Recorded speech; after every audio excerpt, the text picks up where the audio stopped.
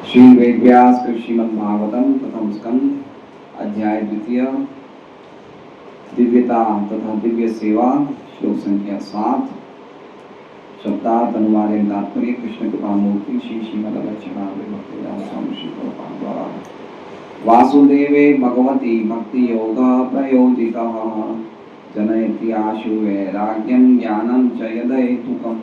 वासुदेवे कृष्ण के प्रति भगवती भगवान के प्रति भक्ति योग भक्ति संबंध प्रयोजितः व्यवहरतः जनयति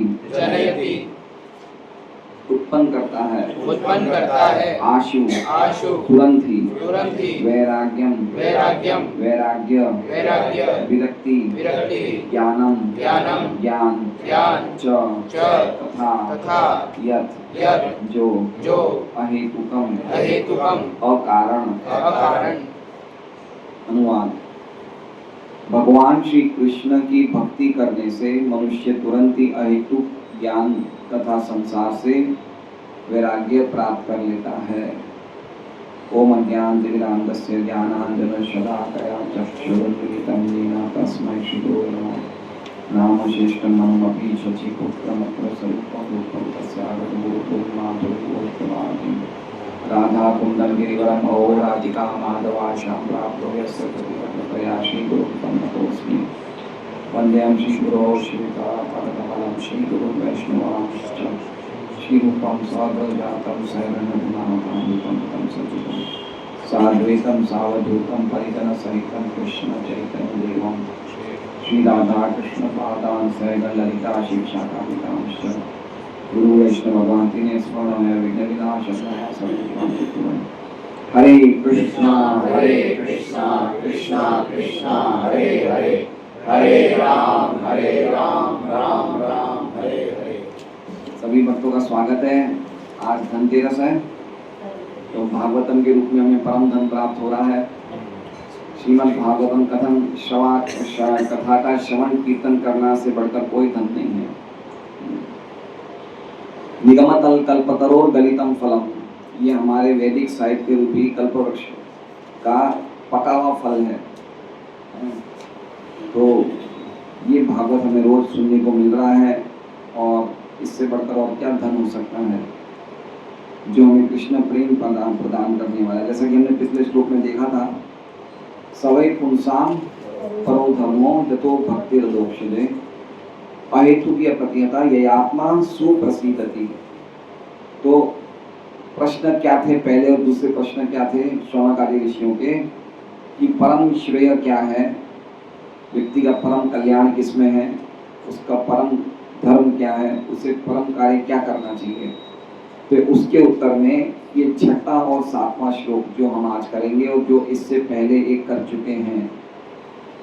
तो क्या बता रहे हैं, परम धर्म सवे पुंसाम परो धर्मो यथो भक्ति अदोक्षते, कि श्रवण कीर्तन करने वाली जो हमारी क्रिया है प्रक्रिया है वो परम धर्म है। भगवान की भक्ति वाली श्रवण कीर्तन करने वाली हमारी प्रक्रिया है वो परम धर्म है सभी के लिए, चाहे मनुष्य हो, चाहे स्त्री हो, चाहे पशु हो, चाहे कोई हो। पर्टिकुलरली पुंसा मतलब मनुष्य। यतो भक्ति अधोक्षज, जिससे क्या होगा, हमें भगवान अधोक्षज के प्रति प्रेमा भक्ति होगी। और ये प्रेमा भक्ति कैसी है, अहेतु की अप्रतिहता अप्रतिहता यह आत्मा सुप्रसिद्धति। इस भक्ति का कोई हेतु नहीं है।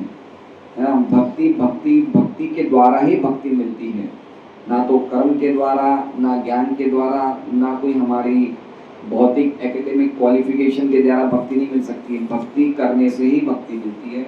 और ये भक्ति कैसी है, अप्रतिहता, ये कभी भी रुक नहीं सकती है। कोई भी स्थिति में कोई भी हमारे भौतिक चीजें इस पे बाधा नहीं डाल सकते हैं। तो इससे क्या होता है, यही आत्मा सुप्रसिद्धति, इससे हम लोग यानी कि आत्मा यानी कि मन बुद्धि आत्मा जो भी है वो पूरी तरह से संपूर्णतया प्रसन्न हो जाते हैं। सुप्रसिद्धति मतलब इतना ज्यादा प्रसन्न हो जाते हैं कि वो प्रसन्नता के बाद आत्मा को और कोई चीज की आवश्यकता नहीं रहती है। तो ये हमारा कल का श्लोक था, पिछली बार का श्लोक था। आगे इसी बात को बढ़ाते हुए कह रहे हैं कि भक्ति योग कैसी है, ये भक्ति कैसी है जिससे आत्मा प्रसन्न हो जाती है, वो भक्ति कैसी है। तो कह रहे हैं वासुदेवे भगवती, भगवान वासुदेव, वासुदेव मतलब वासुदेव, कृष्ण वासुदेव एक ही है। ओम नमो भगवते वासुदेवाय, वासुदेव का एक अर्थ है जो सब जगह रहते हैं, वसुदेव के पुत्र, और जो हर एक जगह रहते हैं वो वासुदेव। भगवती मतलब भगवान वासुदेव के प्रति भक्ति योग प्रयोजित, जो हम भक्ति योग भक्ति से जुड़ते हैं। प्रयोजित मतलब प्रयोजित का अर्थ बता रहे हैं भक्ति योग जो हम भगवान वासुदेव में लगाते हैं, भगवान वासुदेव में हम जो भक्ति करते हैं वो कैसी है, कैसी है वो भक्ति।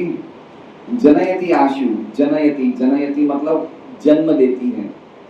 क्या जन्म देती है? भगवान वासुदेव की भक्ति किसको जन्म देती है? वैराग्यम। कितना समय लगता है? तो कह रहे हैं आशु, बहुत जल्दी। आशु मतलब समझ रहे हैं? आशु मतलब तुरंत, तुरंत ही, समय नहीं लगता है ना। हम देख सकते हैं हमारे कितने भक्त 16 माला करते हैं, 4 नियमों का पालन करते हैं, बहुत जल्दी से भक्ति में प्रगति कर लेते हैं। और जो भक्ति के प्रोसेस को नहीं अपनाता है उसको बहुत समय लगता है क्या क्या चीज को प्राप्त करने में? ज्ञान और वैराग्य को प्राप्त करने में, है ना। लेकिन जो भक्ति को ढंग से करता है, प्रामाणिक मार्गदर्शन में प्रामाणिक तरह से करता है, वो बहुत जल्दी आशु जनयति, जन्म देती है। आशु मतलब जल्दी ही, ज्ञानम वैराग्यम, वैराग्य को जन्म देती है, और ज्ञानम, ज्ञान को जन्म देती है। और ये ज्ञान कैसा है? अहेतुकम, अहेतुकम मतलब इसका कोई हेतु नहीं है ज्ञान का। जब हम अहेतु की भक्ति करते हैं तो उससे क्या उत्पन्न होता है? अहेतु का ज्ञान। ठीक है, तो विश्वनाथ चक्रवर्ती ठाकुर की टीका में हम पढ़ेंगे कि अहेतु का ज्ञान क्या है।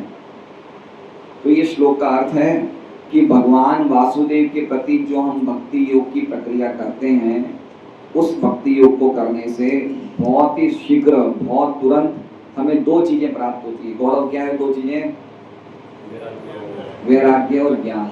और ये ज्ञान क्या है? ये ज्ञान अहेतु का है। ठीक है, तो ये श्लोक अद्भुत श्लोक है। और अगर हम वास्तव में हम लोग परम सिद्धि को प्राप्त करना चाहते हैं तो भक्ति से 2 चीजें जन्म लेनी चाहिए। भक्ति के पुत्र हैं 2, कौन है? ज्ञान और वैराग्य भक्ति के पुत्र हैं। तो अगर हम भक्ति कर रहे हैं लेकिन हमारी भक्ति में ज्ञान और वैराग्य नहीं आ रहा है, ऊपर से और ज्यादा हमारा अटैचमेंट बढ़ रहा है तो इसका मतलब समझना चाहिए कि कहीं ना कहीं हमारी प्रॉपर भक्ति। हमने कल पिछली बार 2 भक्तियों का वर्णन किया था। एक तो साधन भक्ति थी, किया था ना, साधन भक्ति जो परम धर्म है, और उससे क्या प्राप्त होता है? प्रेम भक्ति। साधन भक्ति मतलब जो हम अपने इंद्रियों से कर रहे हैं, साधन का मतलब साधना। तो साधन भक्ति, तभी भक्ति को साधन भक्ति कहा जाता है जब उसका प्रयोजन प्रेम भक्ति होता है। समझ रहे हैं बात को? अगर हम भक्ति कर रहे हैं लेकिन हमारा प्रयोजन भगवान का प्रेम प्राप्त करना नहीं है तो वो साधन भक्ति नहीं है मिश्रित भक्ति है, कर्म मिश्र भक्ति है या ज्ञान मिश्र भक्ति है। हम भक्ति भी कर रहे हैं, प्राय भारत में सब लोग भक्ति करते हैं, है ना। भगवान का नाम सभी लोग लेते हैं, कौन नहीं लेता है, कर रहे हैं ना। लेकिन ये साधन भक्ति नहीं है, क्योंकि उनकी साधना, साधन मतलब समझ रहे हैं, जो हम करते हैं वो किसी को साधने के लिए करते हैं। तो साधन भक्ति मतलब हमें साधना है, किसको साधना है? प्रेम भक्ति को साधना है, उसे कहते हैं साधन भक्ति। अब कोई व्यक्ति कुछ करता है, कोई अभी जैसे दिवाली पे धनतेरस की भगवान की पूजा करेगा, कोई जाएगा, लेकिन उनका उद्देश्य तो भगवान का प्रेम प्राप्त करना नहीं है, तो वो भक्ति साधन भक्ति नहीं है। वो एक तरह से समझ लीजिए भाई टाइम पास भक्ति हो गई, या कर्म मिश्र भक्ति हो गई, या कुछ ना कुछ पुण्य कार्य हो गया। लेकिन साधन भक्ति जब हम बोल रहे हैं तो इसका मतलब ये हुआ कि इसका एकमात्र जो लक्ष्य है वो क्या है? कृष्ण प्रेम प्राप्त करना, प्रेमा भक्ति प्राप्त करना। तो ये पॉइंट इसमें बताया गया है कि ऐसी भक्ति करने से क्या होता है? साधन भक्ति अगर हम ढंग से करेंगे तो साधन भक्ति करने से ज्ञान और वैराग्य उत्पन्न होगा। विश्वनाथ चक्रवर्ती ठाकुर की टीका हम देखते हैं क्या बता रहे हैं। विश्वनाथ ठाकुर ने पिछले श्लोक से इस श्लोक का क्या लिंक है वो बताया है। पिछला श्लोक कहाँ खत्म होता है अनंत जगन्नाथ प्रभु? पिछले श्लोक की आखिरी लाइन क्या है? आखिरी लाइन यह आत्मा सुप्रसिद्धि, कि जिससे आत्मा क्या हो जाए? बड़ी आनंद में आ जाए, बड़ी प्रसन्न हो जाए। ठीक है, तो अब ये पूछा जाए इसका लिंक क्या है? इस श्लोक, पिछले श्लोक से आज के श्लोक का लिंक क्या है कि भाई वो प्रसन्नता क्या है बताओ तो सही। समझ रहे हैं? हम भी समझना चाहे वो प्रसन्नता का रूप क्या है। जैसे मान लीजिए कि गौरव अभी दिवाली की छुट्टियों में कुल्लू मनाली जाए और अपने दोस्तों को लौट के बोले कि अरे कुल्लू मनाली में जो इस बार मजा आया, आनंद आया, कहने क्या हमें, तो उसके दोस्त क्या पूछेंगे? भाई तूने क्या किया बता तो सही। क्योंकि हर एक व्यक्ति सुख की शोध में तो है ही, सुख तो ढूंढ रहा है हर एक व्यक्ति, तो चाहता है कि मैं भी उस खुशी को प्राप्त करूं। क्या खुशी मिली तुम्हें, क्या सुख मिला? जैसे हम बोलते हैं ना कि कोई अरे मैंने किया गाड़ी खरीदी, किया गाड़ी चलाने में बड़ी जोरदार है, हमें लगता है भाई क्या है इसमें बताओ तो सही, क्या इसके फीचर्स हैं बताओ जरा। तो उसी प्रकार से यही आत्मा सुप्रसिद्धि पिछले श्लोक में लिखा है, तो भाई क्या वो सुख का रूप क्या वो तो बताओ, क्या सुख मिला? समझ रहे बात को? क्या लिंक है? उनको क्या प्रसन्नता, आत्मा को क्या सुख मिलता है, क्या प्रसन्नता मिलती है, उसका रूप क्या है वो तो बताओ। तो उसके जवाब में आज का श्लोक है कि इसका रूप क्या है। ये जो भक्ति है, ये भक्ति जब हमारे यहाँ ये उदित होती है तो उससे क्या होता है? भगवान के लिखा है कि ये जब मन का संतुष्टि होती है, आत्मा की संतुष्टि, तो उसका रूप क्या है? तो वो रूप ये है कि जब आत्मा संतुष्ट होती है तो भगवान के रूप, गुण और माधुर्य के ज्ञान से आत्मा भर जाती है। समझ रहे हैं? ज्ञानम लिखा है ना, ज्ञानम, ये ज्ञान क्या है? ज्ञान क्या है? क्या सुख मिलता है? जो साधक है, जो भक्त है, उसे क्या सुख मिलता है? भगवान के रूप का, भगवान के नाम का, भगवान के गुणों का, भगवान के माधुर्यों का, माधुर्य की मिठास का ज्ञान की अनुभूति होती है, वो सुख मिल रहा है, ये वो ज्ञान है। ठीक है भाई, क्या सुख मिला बताओ? बोल रहे हैं उनको इतना ज्यादा सुख मिल रहा है। क्या सुख मिल रहा है? जब वो नाम लेते हैं हरे कृष्णा कृष्णा कृष्णा हरे हरे, हरे राम राम राम हरे हरे, तो मन में इतनी संतुष्टि होती है, इतना आनंद होता है, तो उनका मन उस ज्ञान से भर जाता है। किस ज्ञान से भर जाता है? भगवान के नाम का, भगवान के रूप का, भगवान के गुण का, भगवान के माधुर्य की जो अनुभूति होती है, उस ज्ञान से उसका मन भर जाता है, वो उसे सुख मिलता है। सुख का रूप है ना भाई, क्या सुख मिल रहा है अंदर ही? क्या सुख मिल रहा है? अरे भाई जैसे हम होटल जाते हैं, हम पनीर की सब्जी खाते हैं, हमें लगता है क्या टेस्ट है, सही बात है, तो क्या टेस्ट मिल रहा है भाई भक्ति में? तो कह रहे हैं भक्ति में करने से वो साधक का जो मन है भगवान के नाम रूप गुण की माधुरी से भर जाता है ना। तो ये भक्ति में प्रगति करने के लक्षण है। अगर हम कथा सुनेंगे भागवत तो लगेगा भाई सुनते रहे, अच्छा लग रहा है, नाम लेंगे तो नाम में रुचि बढ़ रही है, मंगल आरती जाएंगे, मंगल आरती में भगवान के दर्शन करने में, भगवान के रूप को देखने में, भगवान के माधुर्य को देखने में और अच्छा लगेगा। पहले हम 1 मिनट खड़ा रहते थे, अब भगवान के सामने 5 मिनट खड़े रहेंगे। पहले हम भगवान के सामने कुछ नहीं बोलते थे, खाली चुपचाप खड़े रहते थे, अब भगवान के सामने 4-5 श्लोक और बोल देंगे, है ना। तो ये क्या हो रहा है? हमारा टेस्ट बढ़ रहा है। तो ये क्या है? ये भगवान के माधुर्य का ज्ञान हमारे अंदर उदित हो रहा है, जो हमें सुख दे रहा है, ये सुख मिल रहा है, ये आत्मा सुप्रसिद्धि। एक तो ये सुख मिल रहा है, और जब ऐसा सुख मिलता है तो क्या होता है? जो हल्की चीजें हैं उससे अपने आप ही विरक्ति हो जाती है, तो ये वैराग्य हो गया। समझ? हल्की चीज मतलब समझ रहे हैं? अरे भाई रात को चलना है, 10 बजे उसका शो है, चलो आज तो, अरे कहाँ जाएंगे? ये बच्चों जैसे, भक्तों के लिए कैसे खेल हो गए? बच्चों के खिलौने जैसे खेल हो गए। अरे ये पार्टी है, होटल है, ये पिक्चर है ना, ये कोई शादी में जाते हैं, अब वो महंगा हार पहनने की इच्छा नहीं करती है, अब सिंपल हार पहन लो, वही मंगलसूत्र पहन लो, चल जाएगा। समझ रहे हैं? उनको कुछ अलग ही सुख मिल रहा है, क्योंकि जब तक ऊंचा सुख नहीं मिलेगा तब तक हल्की चीजें छोड़ी नहीं जाएगी। समझ रहे हैं बात को? अब रूप गोस्वामी हैं, त्यक्त्वा पूर्णम अशेष मंडल पति श्रेणीम सदा तुच्यवत्, वो पूरे मंडल के पति थे। मंडल के पति हम समझ रहे हैं, पूरी जागीरदार के गवर्नर थे वो, लेकिन क्या पहन लिया उन्होंने, कॉपी ने कंठाशितो, एक कॉपी ने पहली कंठ पहन लिया। तो ये सब क्यों छोड़ दिया? क्योंकि उनके अंदर गोपी भाव रसामृत लहरी कल्लोल, उनके हृदय में भगवान के प्रेम के भाव जिसे कहते हैं ना लहरों की तरह उमड़ रहे थे। तो जब व्यक्ति को भक्ति में भगवान के माधुर्य का सुख मिलने लग जाता है तो अपने आप ही उसकी विरक्ति हो जाती है संसार की हल्की चीजों से।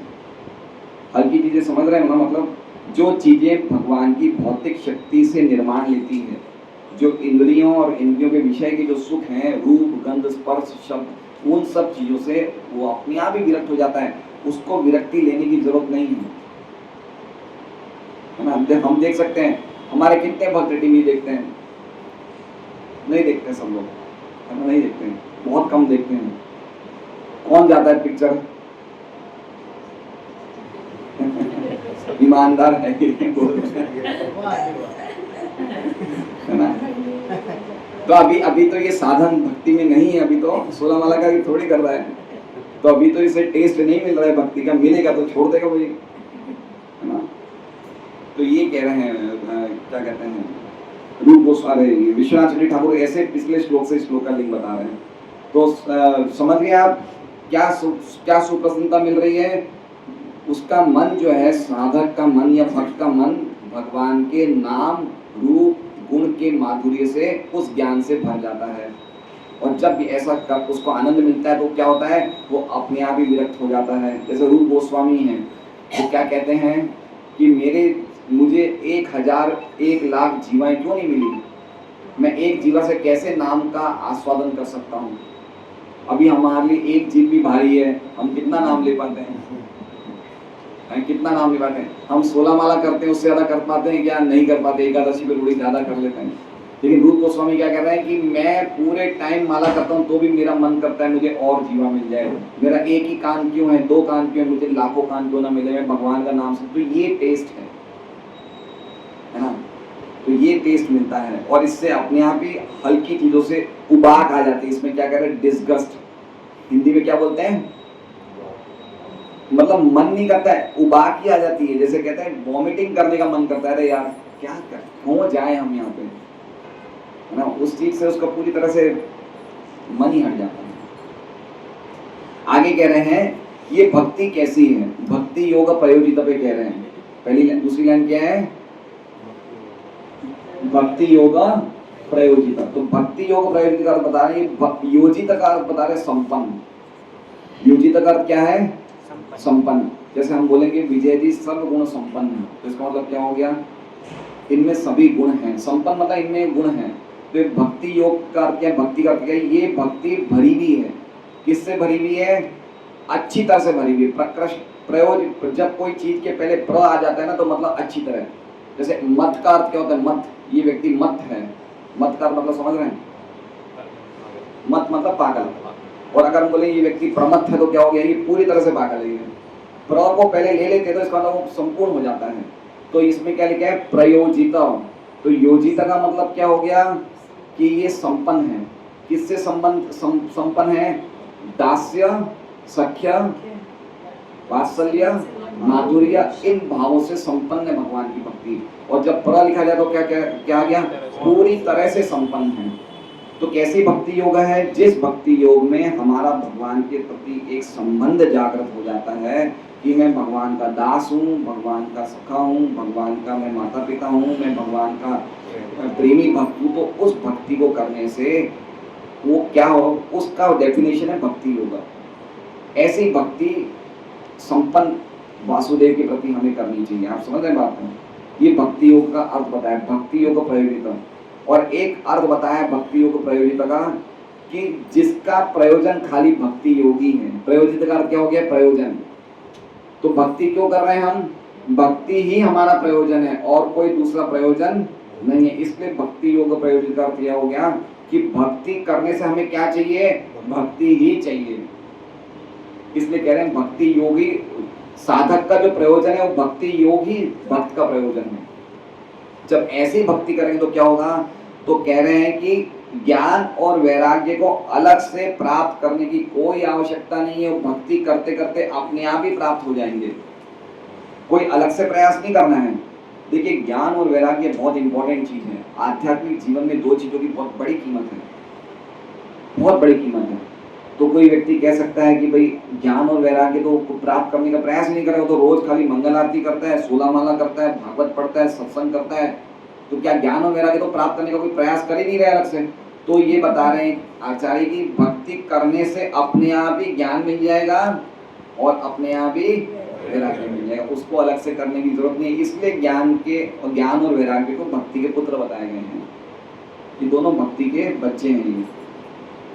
कैसे मिलेगा ज्ञान और वैराग्य? तो कह रहे हैं बहुत जल्दी मिलेगा। आशु का अर्थ है भक्ति करते करते अपने आप ही मिल जाएगा। ठीक है, तो इसमें एक विश्वनाथ चक्रवर्ती ठाकुर एक श्लोक बता रहे हैं कि कैसे भागवत में, इस भागवत में क्या लिखा हुआ है।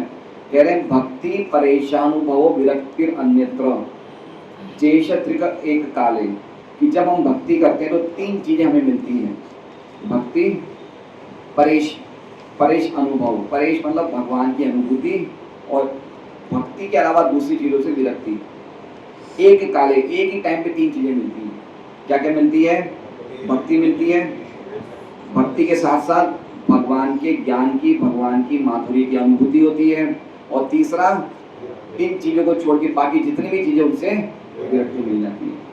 देखिए ये विरक्ति जो लिखे ना, वैराग्य, वैराग्य मतलब भक्ति से वैराग्य नहीं, ऐसा नहीं कि भक्ति नहीं करें ये वैराग्य भक्ति से नहीं है, भक्ति से छोड़ के अन्य चीजों में वैराग्य होना है ना। या फिर वैराग्य का एक बहुत अच्छा अर्थ रूप गोस्वामी बता रहे हैं, क्या श्लोक है वो, निर्बंध कृष्ण संबंधे युक्तम वैराग्य मुच्यते, अनासक्त से विषयान यथारम उपयुज्यत निर्बंध कृष्ण संबंधे युक्तम वैराग्य मुच्यते। एक वैराग्य का अर्थ क्या बता रहे रूप गोस्वामी, जब हमारे पास जो भी चीजें हैं, हमारी संपत्ति, हमारा धन, हमारा रूप, हमारा गुण, हमारा शरीर, जहाँ हम देखते हैं ये चीजें हम भगवान की सेवा में लगा सकते हैं, तो इसे भी वैराग्य कहा गया है। इनको त्यागना नहीं है, इनको नहीं त्यागना, क्यों? क्योंकि ये भगवान की सेवा में लग सकते हैं, तो इनको बिना कोई आसक्ति के स्वीकार करके भगवान की सेवा में लगाना, इसे भी वैराग्य कहा गया है। ठीक है, जैसे मान लीजिए घर है, अब गौर दामोदर प्रभु और उर्मिला माता जी बोले कि हमने तो वैराग्य प्राप्त कर लिया, हम इस घर में नहीं रहेंगे, हम छोटी सी जगह चले जाएंगे, लेकिन ये घर तो भगवान की सेवा में लग रहा है ना, यहाँ पे भक्त आ रहे हैं ना, सत्संग हो रहा है ना, लोग प्रसाद ले रहे हैं ना, तो भगवान की सेवा में घर लगा नहीं लगा, और साथ में भगवान के दास की तरह हम एक रूप में रह रहे हैं, तो इसे कहते हैं वैराग्य। ऐसा नहीं कि सब कुछ छोड़ दो, जो चीजें भगवान के काम में है उसे मत छोड़ो, जो चीजें भगवान के काम में आ सकती है उसे नहीं छोड़ा जाना चाहिए, लेकिन उनको कैसे स्वीकार करना चाहिए? बिना कोई आसक्ति के, आसक्त होकर स्वीकार नहीं करना, बिना आसक्ति के स्वीकार करो, भगवान की सेवा में लगाओ, इसे भी वैराग्य कहते हैं। तो कह रहे हैं तीनों चीजें एक काल में उत्पन्न होती है। कौन सी तीन चीजें? भक्ति करने से भगवान की भक्ति, भगवान की अनुभूति, और अन्य चीजों से विरक्ति। तो उसका उदाहरण दे रहे कैसे, तो बोले जब व्यक्ति भोजन करता है तो उसे क्या मिलता है? तुष्टि, तुष्टि मतलब स्वाद, फिर दूसरा क्या मिलता है? पुष्टि, पुष्टि मतलब नरिशमेंट, क्या बोलते हैं हिंदी में? पुष्टि, हेल्थ, है ना। और तीसरा क्या है? शुद्ध अपायनुघासम, और हर एक गस्से पे उसकी भूख अपने आप कम हो जाती है। सही बात है, जो चीज वो खाने के लिए इतना आतुर था, धीरे धीरे उसी चीज से उसकी भूख कम हो जाती है। उसी तरह से जो व्यक्ति भगवान के इस जगत को भोगने का आतुर है, भक्ति करने से धीरे धीरे उस चीज की भोग की उसकी भूख अपने आप कम हो जाती है। कितना सुंदर उदाहरण दिया है ना। जैसे व्यक्ति को 5 गुलाब जामुन खाना है, एक खा लेगा, अब उसकी भूख कितनी रह जाएगी? खाली 4 की रहेगी, धीरे धीरे भूख कम ही नहीं हुई।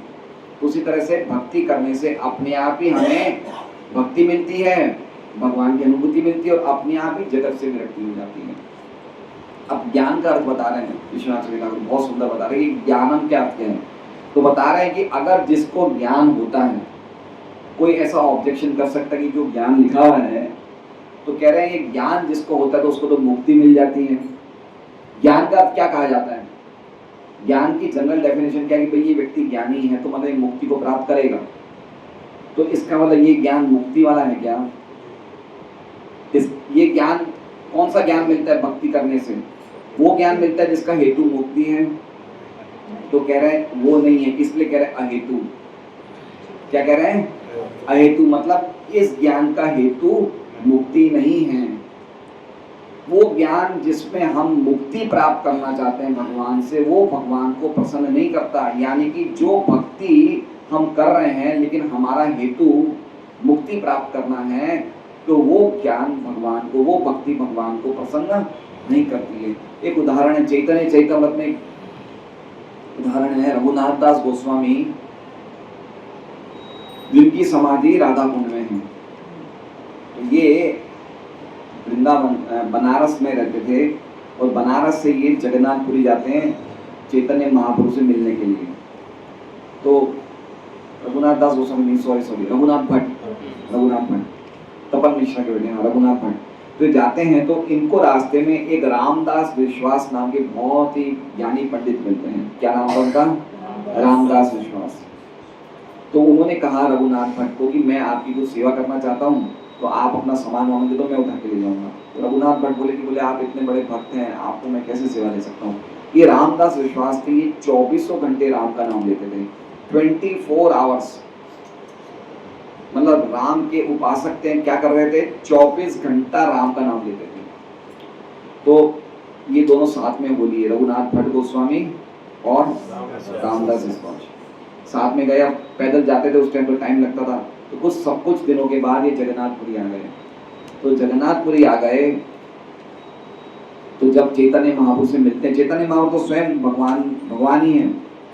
तो रामदास को देखते हैं चैतन्य महाप्रभु, रघुनाथ भट्ट गोस्वामी को देखते हैं। तो रघुनाथ भट्ट गोस्वामी को देखते ही जोर से आलिंगन करते हैं, गले मिल लेते हैं। लेकिन रामदास विश्वास को देख के उनकी उपेक्षा करते हैं। क्या करते हैं? उनको निग्लेक्ट करते हैं। अब ये बात है कि राम नाम 24 घंटे ले रहा है, उनको क्यों निग्लेक्ट किया? क्योंकि रामदास विश्वास के मन में इच्छा थी कि मैं राम से एक हो जाऊं। क्या इच्छा थी? मैं राम का नाम क्यों ले रहा हूं? क्योंकि मैं परमात्मा से, भगवान से एक हो जाऊं।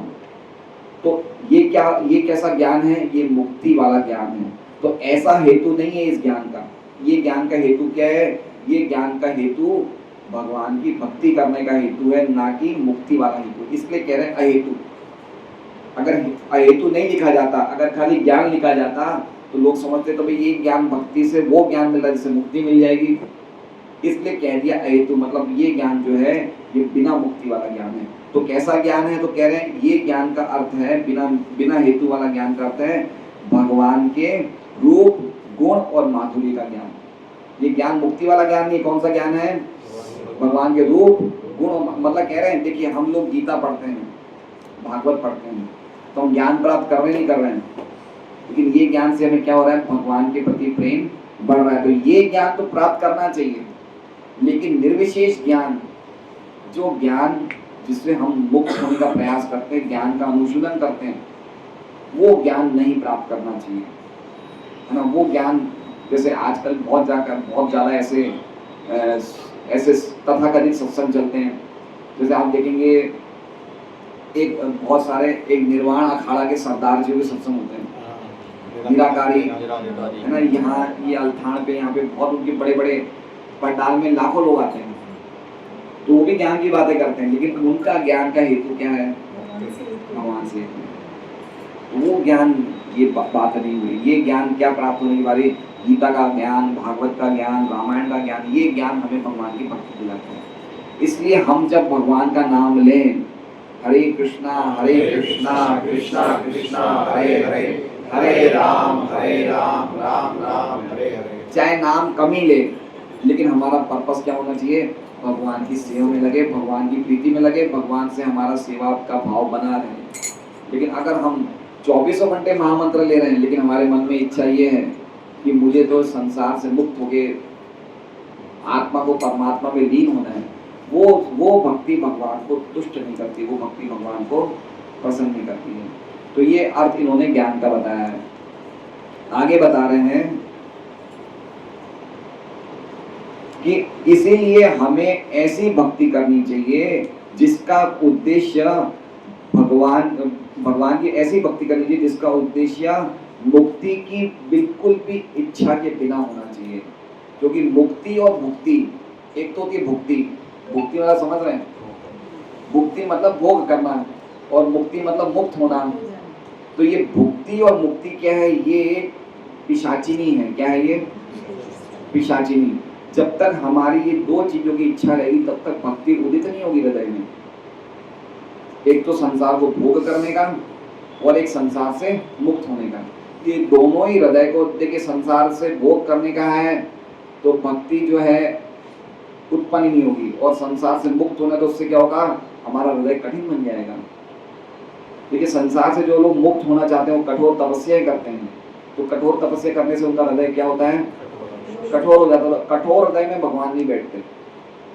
इसलिए हृदय को सॉफ्ट बनाना है, रुई जैसा कोमल बनाना है, तो ना तो हमारी मुक्ति की इच्छा होनी चाहिए ना मुक्ति की, है ना। ना तो हमें बहुत जल्दी मन में प्रयास करना चाहिए कि मैं सब कुछ छोड़ दूं, वो इच्छा भी सही नहीं है। और बहुत जल्दी सब कुछ मुझे मिल जाए भोग करने, वो भी सही नहीं है। मॉडरेट रहना चाहिए। मॉडरेट मतलब समझ रहे हैं, फल का ज्यादा लूखा भी नहीं होना चाहिए, थोड़ा बहुत घी लगा रहना चाहिए। तो वो भक्ति में बहुत जल्दी प्रगति करता है। ना तो ज्यादा वैरागी होता है और ना ज्यादा भोगी होता है, क्योंकि दोनों का एक्सट्रीम ले लेंगे ना तो भक्ति करने में दिक्कत आएगी। या तो हम बहुत ही ज्यादा, इतने ज्यादा हम लोग, कोई लोग इतने ज्यादा उदासीन होते हैं कि वो भक्ति से ही उदासीन हो जाते हैं, है ना। वो उनको भक्ति करने में भी लगेगा ये तो सब माया है, क्या कर रहे हैं, ये सब क्या है। वो भक्ति को भी वो ज्ञान का एक माया ही समझ लेते हैं, ये तो बच्चों ऐसा काम है, ये हमें नहीं करना, तो उससे ही अलग हो जाते हैं ये।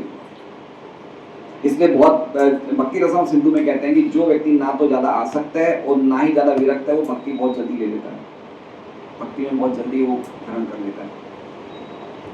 तो आगे इस श्लोक में विश्वनाथ चक्रवर्ती ठाकुर कह रहे हैं कि भक्ति ही एकमात्र ज्ञान और वैराग्य का कारण है, और भक्ति ही साध्य है। ज्ञान और वैराग्य साध्य नहीं है। साध्य क्या है, साधन भक्ति है और साध्य भक्ति है। हम भक्ति ज्ञान और वैराग्य प्राप्त करने के लिए नहीं कर रहे हैं। एक बार ज्ञान वैराग्य प्राप्त हो गया तो बस हो गया काम, नहीं। ज्ञान और वैराग्य साध्य नहीं है, साध्य भक्ति ही है, लेकिन उसका एक साइड का, जो इसे कहते हैं ना, एक साइड का फल है। एक अपने आप ही उसका एक फल है कि हमें मिल जाता है ज्ञान वैराग्य, लेकिन ज्ञान वैराग्य प्राप्त करना हमारा उद्देश्य नहीं है। रूपादि का हम तात्पर्य पढ़ते हैं। कैसा श्लोक लगा ये आपको? कितनी चीजें लिखते हैं भागवत में, क्या क्या चीजें लिखी है, अद्भुत है भागवत में। लक्ष्य भी नहीं है। तीन चीज बताई थी। देखिए भक्ति मिलती है परेशानुभव।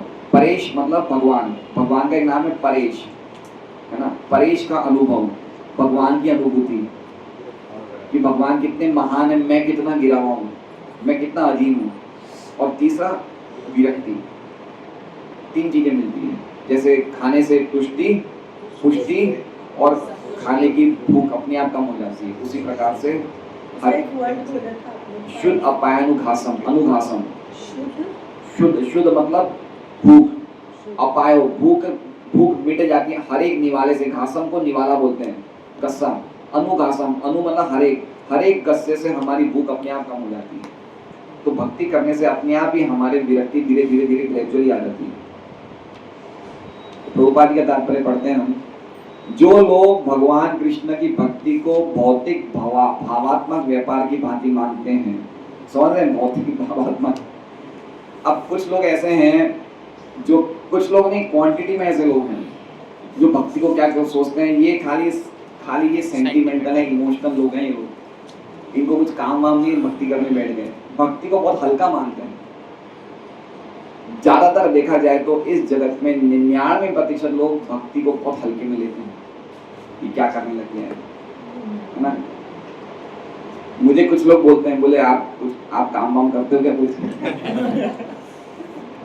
मतलब उनका मन ये क्या कि ये उनके मन में भक्ति के लिए इतनी हल्की भावना है कि कोई व्यक्ति भक्ति कर रहा है तो मतलब ये कोई काम का रहा नहीं है, है ना।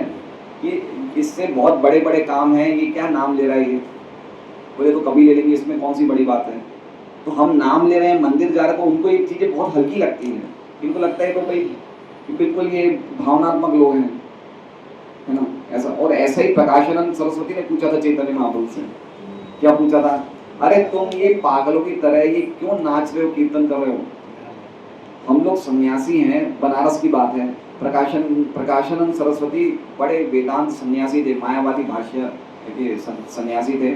उनके 60,000 शिष्य थे, और काशी में उनकी इतनी बड़ी ख्याति थी। तो चैतन्य महाप्रभु जब काशी में आए तो काशी में उन्होंने प्रचार करने का बड़ा प्रयास किया, लेकिन काशी क्या मायावादियों की जगह है। काशी में जो मुक्ति की कामना करते हैं वो काशी जाते हैं। भक्तों के लिए काशी बहुत अच्छी जगह नहीं है। भक्त जाएंगे वृंदावन जाएंगे, मथुरा जाएंगे, काशी नहीं जाएंगे। तो चैतन्य महाप्रभु जब काशी में गए तो बोले यहाँ पे तो एक ही व्यक्ति भक्त नहीं बन रहा है। बोले मैं तो इतना बड़ा अपने साथ पूरा सामान लाया था भक्ति का, लेकिन कोई ले ही नहीं रहा, यहाँ पे भक्ति नहीं ले रहा है। तो चैतन्य महाप्रभु अपने 4 भक्त थे। तपा मिश्रा थे, चंद्रशेखर वैद्य थे, एक महाराष्ट्र के ब्राह्मण थे। तो 3 भक्तों के साथ वो कीर्तन करते थे बनारस की गलियों में। तो प्रकाशानंद सरस्वती वहाँ के बहुत बड़े सन्यासी थे। तो उन्होंने कहा कि भाई ये तुम पागलों की तरह, एक सेंटिमेंटल भावुक की तरह क्यों कीर्तन कर रहे हो? तुम तो सन्यासी हो, तुम वेदांत का पठन करो, ये ऐसे कीर्तन करो, नाच रहे, ये थोड़ी तुम्हारा काम है। तो चैतन्य महाप्रभु ने कहा कि मेरे गुरु ने कहा कि मैं मूर्ख नंबर 1 हूँ, तो वेदांत पढ़ने का मुझे अधिकार नहीं है, इसलिए मैं खाली कीर्तन करता हूँ, तुम्हें खाली भगवान का नाम लो। उसी प्रकार से लोग भक्ति को बहुत हल्का एस्टिमेट करते हैं कि बहुत बड़ी ये समस्या है ये, इसलिए तो लोग जवानी में नहीं करते भक्ति, बाद में करेंगे। भाई बाकी जरूरी काम अभी कर लें, ये काम तो हम बाद में करेंगे। अभी मैं कल ही हमारे घर के सामने हमारे पड़ोसी गुजराती परिवार के हैं, बड़े बड़े जिसे कहते हैं ना कि चुस्त व्यक्ति थे, बड़े रुआबदार व्यक्ति थे। कल मैंने देखा, मैंने काफ़ी समय के बाद उन्हें देखा, तो मैंने देखा कि वो उघाड़े थे। एक खाली उन्होंने शॉर्ट पैंट पहना हुआ था और पूरे शरीर में उघाड़े थे, सिर पे एक भी बाल नहीं था और उनका चेहरा बिल्कुल विरूप हो गया था और शरीर पूरा लटक गया था ऐसे, और वो धूप में बैठे हुए थे। तो मैंने देखा ये व्यक्ति कौन है? फिर मैंने मम्मी से पूछा कि कौन है ये? बोले ये तो मालिक ही है, इसको कोई कैंसर हो गया है। उसमें मतलब कुछ समय पहले मैंने कहा बिल्कुल सही थे और तुरंत कैंसर हो गया। बताइए, तो हम लोग कितना भक्ति को लाइटली लेते हैं कि हम गंभीरता से ले नहीं रहे कि हमारा समय तुरंत ही जीवन टलमल कमल बिंदु कमल कमल दल जल जीवन टलमल। उनका बेटा मिला मुझे 5 साल पहले, उनका पापा को बड़ा प्रॉब्लम से मिला, उनके बराछा में रहते हैं, वो कैंसर का अचूक इलाज करते हैं, डॉक्टर नौकरी उनके इलाज से कैंसर चला जाता है। तो उनका बिल्कुल वहाँ जाओ और शायद पापा को कुछ फायदा हो जाए। तो आप आंटी मुझे डाल देना व्हाट्सएप, अब मैं उसका नंबर नहीं जानता, उसको आना चाहिए ना मेरे को, बेटों को कुछ पड़ी नहीं। ये मेरा कहने का मतलब कि कोई किसी का माया में इतना आदमी अंदर, मेरा बेटा मेरा उस बेटे को पढ़ती हो मेरे पास आता, आंटी कहाँ है? अखिलेश जी को भी हो गया ना, अखिलेश जी को टाइम दे दिया। अखिलेश जी को दे दिया 2 महीने वृंदावन चले गए। वृंदावन चले गए,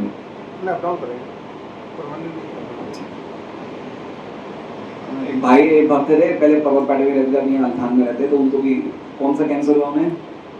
पेट का ही कैंसर है। तो ऐसा समझ सकते हैं हम लोग इजीली लेते हैं भक्ति को कि नाम लेना तो अरे भाई जब तुम इसको इतना इजी समझो तो करते क्यों नहीं हो? तो बाजी मिलते हैं भाई, दूसरे लोग कहते हैं बड़ा आसान है, क्या कर रहा है? अरे तो भाई तुम करके बता दो, करते नहीं लगता आसान है उन्हें। इजी नहीं है भक्ति करना। सुबह कितने दिन उठ जाओगे भाई? सुबह 3 बजे उठना है, कितने दिन उठ जाओगे? 16 माला करना है, वही चीज को बार बार करना तो सरल नहीं है, ये मुश्किल है। साधन भक्ति करना हार्ड है, लेकिन लोग क्या समझते हैं ये तो बहुत आसान है, इसलिए करते हैं, इसके चक्कर में वो ये तर्क कर सकते हैं कि शास्त्रों में तो यज्ञ, दान, तपस्या, ज्ञान, योग तथा इसी प्रकार की दिव्य साक्षात्कार की विधियों की संस्तुति की गई है। मतलब वो इनको इन चीजों को ज्यादा बड़ा मानते हैं। किसको? ज्ञान, यज्ञ, तपस्या, दान, ये चीजें बहुत ज्यादा इंपॉर्टेंट है। भक्ति तो आसान चीजें, ये चीजें ज्यादा इंपॉर्टेंट है। उनके अनुसार भगवत भक्ति तो उन लोगों के लिए है जो उच्च कोटि के कर्म नहीं कर पाते। किनके लिए बता रहे हैं? सामान्यतः ये कहा जाता है कि भक्ति संप्रदाय तो शूद्रों के लिए, वैश्यों के लिए, वैश्य मतलब व्यापारी, तथा अल्प बुद्धिमान स्त्री जाति के लिए है, किंतु ये वास्तविक तथ्य नहीं है, सही बात नहीं है। ये भक्ति किनके लिए है तो बता रहे हैं, भक्ति समस्त दिव्य कर्मों में सर्वोपरि है, फलतः ये देवी होने के साथ ही सरल है। देखिए भक्ति सबसे ऊंची है, सर्वोपरि है, और सर्वोपरि के होने के साथ साथ क्या है? बहुत सरल है। जैसे मान लीजिए कि अभी गौरव की इच्छा है कि भाई मुझे सिजलर खाना है। क्या खाना है? हम पहले होटल में जाते थे, वो आवाज करते करते एक चीज आती थी, वो आप लोगों ने सुना ही होगा। अब सिजलर खाना, लेकिन अब इसकी वाइफ नहीं है, घर में मम्मी नहीं है, अब किसको बोलेगा? ये चीज बहुत अच्छी है, बहुत ऊंची चीज है, लेकिन बनाना नहीं आता क्योंकि हार्ड है। लेकिन भक्ति क्या है, ऊंची होते हुए भी क्या है, बिल्कुल सरल है। अरे एक बच्चा बैठा बैठा भगवान का नाम सुन रहा है, कथा सुन रहा है, वो भक्ति कर रहा है नहीं कर रहा है ना? हम यहाँ पे बैठे हैं झपकी लेके भी कुछ ना कुछ तो भक्ति आ रही है। सबसे ऊंची चीज है, लेकिन क्या है, बिल्कुल सरल है। समझ रहे हैं? ये भक्ति की विशेषता है, इसलिए इतनी सरल है कि लोग लेते ही नहीं गंभीरता से, इतनी ज्यादा सरल है। अब जैसे मान लीजिए कि एक ये कहा गया कि कार्तिक में हम भगवान को दीप बताते हैं, वो दीप से हमारे कितने कितने लाखों कल्पों के पाप कट जाते हैं एक दीप बताने से। कल्प मतलब समझ रहे हैं? एक कल्प का अर्थ होता है 43,20,000 साल, इंटू लाख कर दीजिए, कितने करोड़ों करोड़ों जन्मों के हमारे पाप खाली एक भगवान को भक्ति का दीप बताने से कट जाते हैं। तो व्यक्ति को क्या लगता है, ऐसे कैसे हो सकता है, इतना सरल है, ये तो बेकार की बात मैं करूंगा ही नहीं, ये चक्कर है। लेकिन जो समझदार है वो करता है कि एक दीप बताने से मेरे इतने असंख्य जन्मों के पाप कट रहे हैं। तो हरे कृष्णा हरे राम का मंत्र करने से हम सब ऋग्वेद, अथर्ववेद, यजुर्वेद, सामवेद, ये खाली भगवान का एक हरे कृष्णा बोलने से ये सब वेदों का पठन अपने आप फल मिल जाता है। लेकिन लोग इसको मानते नहीं, इतनी ऊंची चीज इतनी सरल कैसे हो सकती है। ये बता रहे हैं कि सर्वोत्कृष्ट होते हुए भी बिल्कुल सरल है। ये उन शुद्ध भक्तों के लिए देवी है जो परमेश्वर से संपर्क स्थापित करना चाहते हैं, और उन नव दीक्षितों के लिए सुगम है जो भक्ति रूपी घर की दहलीज पर है। तो दो चीजें बताई, एक तो सबसे ऊंची चीज है, किसके लिए ऊंची है, जो परमहंस हैं, नारद हो गए, वेद व्यास जी हो गए, सुखदेव गोस्वामी, इनके लिए भक्ति सबसे ऊंची चीज है। और हम जैसे नवदीक्षित हैं उनके लिए क्या है, बिल्कुल सरल है। सरल है नहीं है? क्या मुश्किल है बताइए? कोई व्यक्ति को पढ़ा लिखा नहीं हो, कोई उसकी होशियारी नहीं हो, तो भी वो महामंत्र का नाम ले सकता है, क्या दिक्कत है? कथा में बैठ सकता है ना? तो हमारे लिए क्या है, सरल है। लेकिन जो भगवान के महान भक्त है उसके लिए क्या है, सबसे ऊंची चीज है। हम अभी तक भक्ति को हम सबसे ऊंचा नहीं समझ रहे हैं, हम ऊंचा नहीं समझ रहे हैं, हम तो कर रहे हैं, लेकिन अभी तक हम भक्ति की ऊंचाइयों पे आए नहीं हैं। तो हमारे लिए सरल है, लेकिन जो भगवान के महान भक्त उनके सबसे सर्वोपरि है। भगवान श्री कृष्ण का सानिध्य प्राप्त करना एक महान विज्ञान है, और ये सबों के लिए खुला हुआ है, जिसमें शूद्र, वैश्य, स्त्रियां तथा शूद्र से भी निम्न कुल में उत्पन्न सम्मिलित हैं। तो फिर गुण संपन्न ब्राह्मणों तथा महान स्वरूप सिद्ध राजाओं जैसे उच्च कोटि के लोग के विषय में तो कहा क्या जाए। समझ रहे बात को? ये गीता जी का श्लोक है, 9वें अध्याय के 2 श्लोक साथ में ले लिए, कि भगवान कहते हैं कि कोई हल्के पापी व्यक्ति भी मेरी शरण में आता है, चाहे वो कोई स्त्री हो, वैश्य, शूद्र, तो भी परम गति को प्राप्त करता है। तो भी बड़े बड़े पुण्यशाली राजाओं का, बड़े बड़े क्षत्रियों का, बड़े बड़े भक्त का तो कहना ही क्या। तो ऐसा नहीं कि भक्ति हल्के लोगों के लिए, भक्ति तो बड़े बड़े लोगों के लिए है, सबके लिए भक्ति। अन्य उच्च कोटि के कार्य जिन्हें यज्ञ, दान, तप आदि कहा जाता है, वे शुद्ध तथा वैज्ञानिक भक्ति संप्रदाय का अनुगमन करने पर गौण कारक के रूप में आते हैं। मतलब ये क्या है, यज्ञ, दान, तप आदि जो भी चीजें बताई है, ये भक्ति के पीछे पीछे घूमते हैं। क्या लिखा हुआ है, भक्ति संप्रदाय का अनुगमन करने पर, ये भक्ति का क्या करते हैं, ये अनुगमन करते हैं, है ना? जैसे एक 8वें अध्याय का आखिरी श्लोक पढ़ लीजिए गीता जी का, वेदेषु यज्ञेषु तपस्सु चैव दानेषु यत् पुण्य फलम प्रदिष्टम अत्यधि तत्सर्वमिदं विदित्वा योगी परम स्थान उपेति चाहते हैं। कि जो भक्ति जो करता है व्यक्ति, उसको वेद का पढ़ने का फल, यज्ञ करने का फल, दान का फल, हर एक चीज के पुण्य के फल उसको अपने आप ही मिल जाते हैं जो भगवान की भक्ति कर रहे हैं। इसलिए कहने का मतलब कि इनको अलग से करने की जरूरत नहीं है, भक्ति के पीछे पीछे ही घूमते हैं, है ना? शिक्षाष्टक का पहला क्या श्लोक है, विद्या वधु जीवनम। विद्या जो है वो भगवान के नामों की वधु है, वधु मतलब पत्नी, है ना? ज्ञान क्या है, पत्नी है, पति आगे चलेगा, पत्नी पीछे चलेगी, तो जो नाम लेगा उसका ज्ञान अपने आप चीजें पीछे चलती रहेगी। समझ रहे हैं? तो नाम को हल्के में नहीं लेना चाहिए। आज कितने लोग 16 माला करना शुरू करेंगे धनतेरस है, धन मिलेगा, हरे कृष्णा कृष्णा कृष्णा कृष्णा हरे हरे, हरे राम राम राम हरे हरे। दिव्य अनुभूति के मार्ग में ज्ञान तथा वैराग्य के सिद्धांत दो महत्वपूर्ण कारक है। तो पहले प्रभुपाद ने पहली लाइन पूरी बता दी पहले तात्पर्य में, अब ये ज्ञान और वैराग्य के बारे में बता रहे हैं। ज्ञान और वैराग्य क्या है, ये दोनों चीजें बहुत जरूरी है। कह रहे हैं दो महत्वपूर्ण कारक हैं। संपूर्ण आध्यात्मिक विधि प्रत्येक भौतिक तथा आध्यात्मिक वस्तु के पूर्ण ज्ञान तक पहुंचाती है। तो भाई हम कुछ कार्य करें तो ज्ञान तो मिलना चाहिए, नहीं मिलना चाहिए, इसलिए ज्ञान की बहुत विशेष आवश्यकता है। और इस पूर्ण ज्ञान का फल ये होता है कि मनुष्य भौतिक रोग से विरक्त होकर आध्यात्मिक कार्यों में लिप्त होता है। तो भौतिक रोग से विरक्त मतलब भौतिक कार्यों में उसका मन नहीं लगता है। इसका मतलब ये नहीं कि वो पूरी तरह से हर एक कार्य से विरक्त हो जाए। हम जैसे कथा में आ रहे हैं, नाम ले रहे हैं, सत्संग में जा रहे हैं, यात्रा में आ रहे हैं, इन चीजों से विरक्त नहीं होना है, लेकिन जो भौतिक कार्य है उनसे विरक्त होना है, उसे वैराग्य कहा गया है ना। नेगेटिव काम नहीं करना, लेकिन पॉजिटिव काम तो करना है। जैसे मान लीजिए कि अनंत जगन्नाथ के दो बच्चे हैं, एक बच्चा बड़ा शैतानी करता है तो उनको अनंत जगन्नाथ क्या बोलेगा, चुपचाप यहाँ बैठ जाना। दूसरा बच्चा तो घर की सफाई कर रहा है, दिवाली साफ सफाई कर, उसको थोड़ी मना करेगा ये, उसको तो कहेगा बेटा तू और काम कर। उसी प्रकार से जो नकारात्मक कार्य उसे नहीं करना है, लेकिन सकारात्मक कार्य तो करना है ना। तो भक्ति क्या है, पॉजिटिव कार्य है। भक्ति करने के लिए कोई रोक टोक नहीं है ना। भक्ति की कोई सीमा नहीं है। आप कर्म की लिमिट होती है, लेकिन सुबह व्यक्ति 9 बजे 10 बजे दुकान जाता है। जैसे विजय जी अभी बैंक में जाएंगे, क्या टाइम है आपका, 11 बजे का, 10 बजे का, तो शाम को 4 बजे 5 बजे जो भी का टाइम है, ये पूरी रात करेंगे क्या। कोई भी जगत के कार्य की कोई लिमिट होती है। हम काम धंधे पे जाते हैं, सुबह 10 बजे जाते हैं, रात को 8 बजे जाते हैं, लेकिन पूरे टाइम कर सकते हैं नहीं। भक्ति का कोई लिमिट नहीं है, कभी भी कर सकते हैं, कोई भी कर सकता है, कोई व्यक्ति को कोई चीज की आवश्यकता नहीं है। इसलिए बताया कि भक्ति जो है, कभी भी भक्ति के लिए कोई प्रकार के लिमिटेशन नहीं कि भक्ति को रोक दो।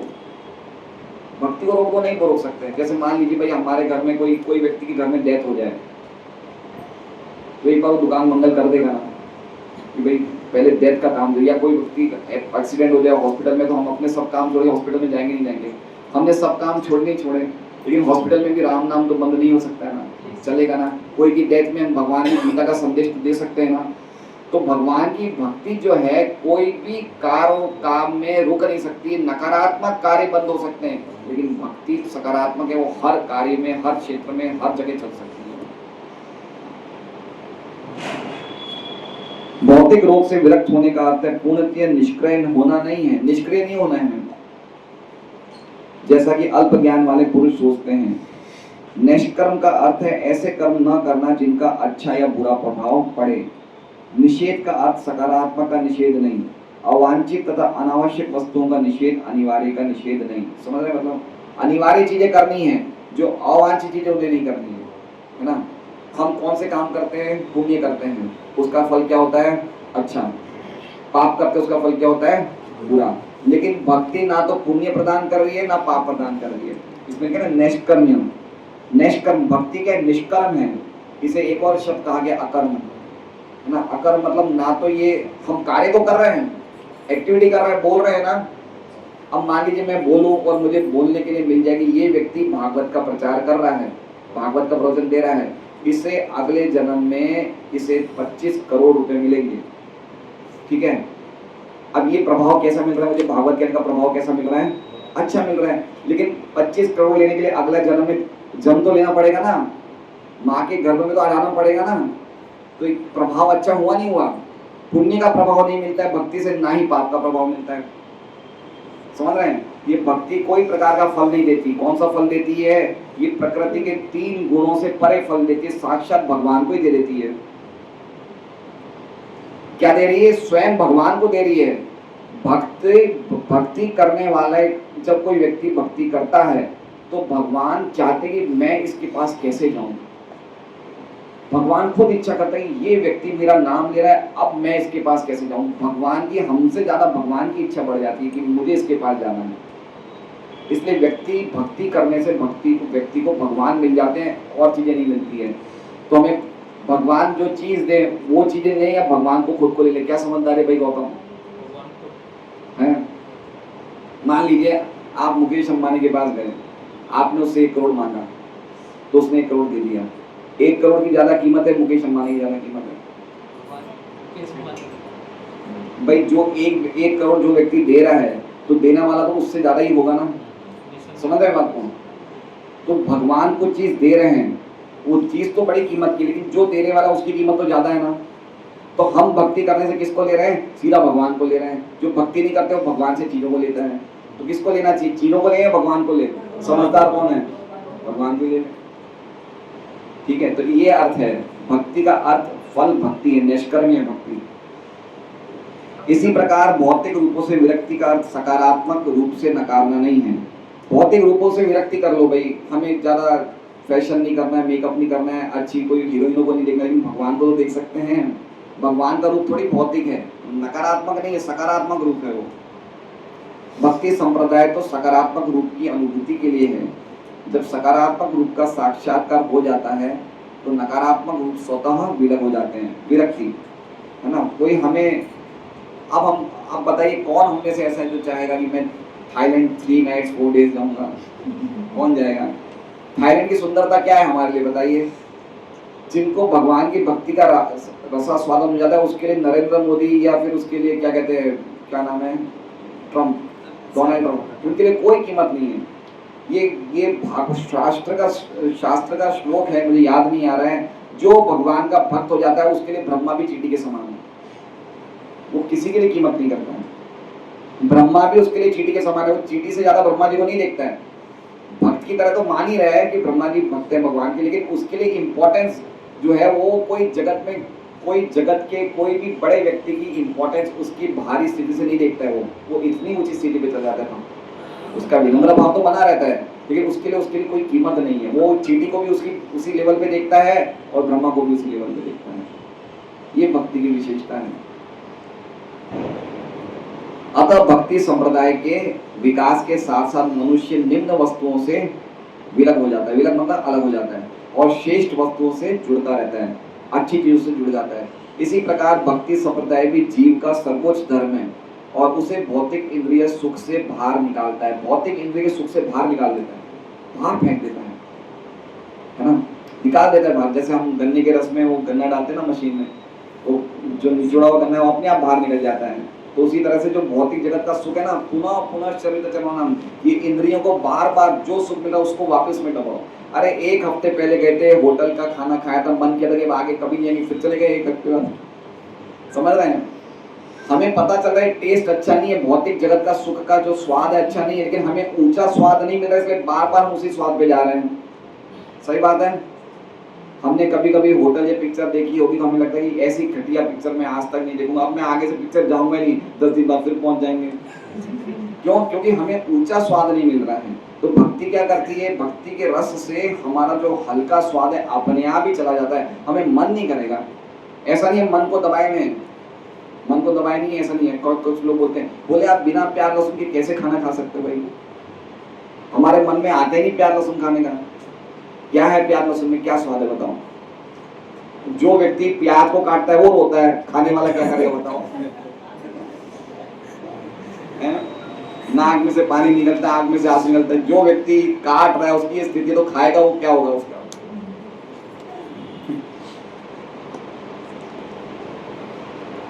यही शुद्ध भक्ति का चिन्ह है।